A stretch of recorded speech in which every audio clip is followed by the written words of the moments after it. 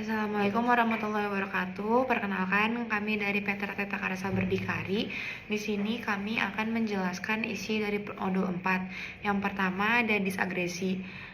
Disagresi merupakan sebuah proses pembagian setiap jenis produk ke dalam setiap grup produk berdasarkan rencana agregat.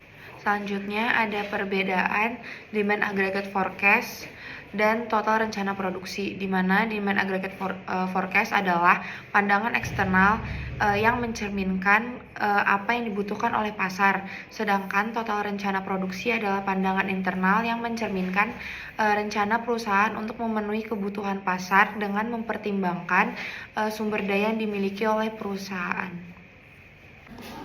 Oke, selanjutnya ada MPS. MPS itu meliputi input. Yang pertama adalah data penting, kemudian untuk prosesnya yang pertama ada scheduling, yang kedua ada demand forecasting, kemudian yang ketiga ada capacity planning.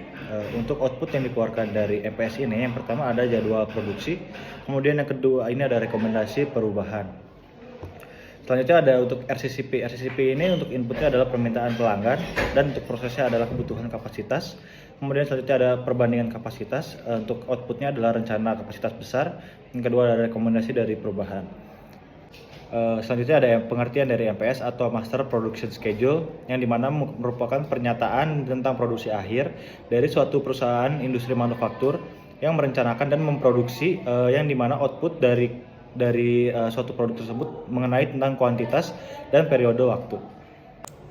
Selanjutnya ada elemen-elemen dalam Master Production Planning atau MPS. Yang pertama ada lead time, yang kedua ada on hand, yang ketiga ada lot size, yang keempat ada safety stock, yang kelima ada demand time fins, yang keenam ada planning time fins, yang ketujuh ada sales plan, yang kedelapan ada actual order, yang kesembilan ada project available balance, yang kesepuluh ada available to promise, yang ke-11 ada MPS atau Master Production Schedule. Selanjutnya ada Bill of Capacity atau perencanaan kapasitas, yaitu metode ROCAT atau perencanaan kasar yang memberikan langsung jaringan atau antara setiap produk akhir ke dalam MPS dan kebutuhan kapasitas untuk tiap kerja. Hal ini dimasukkan ke dalam beberapa shift dalam produk campuran atau produk mix.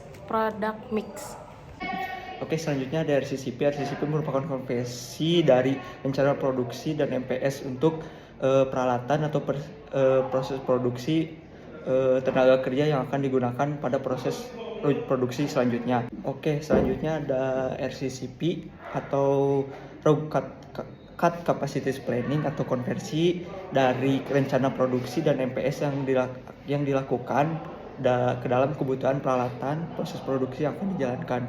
Dan adanya yang poin ke-8 RCCP, hubungan antara RCCP dengan MPS adalah RCCP merupakan langkah awal dalam memastikan kapasitas produksi yang akan berjalan nantinya untuk MPS, dan keduanya berperan sangat penting bagi proses produksi.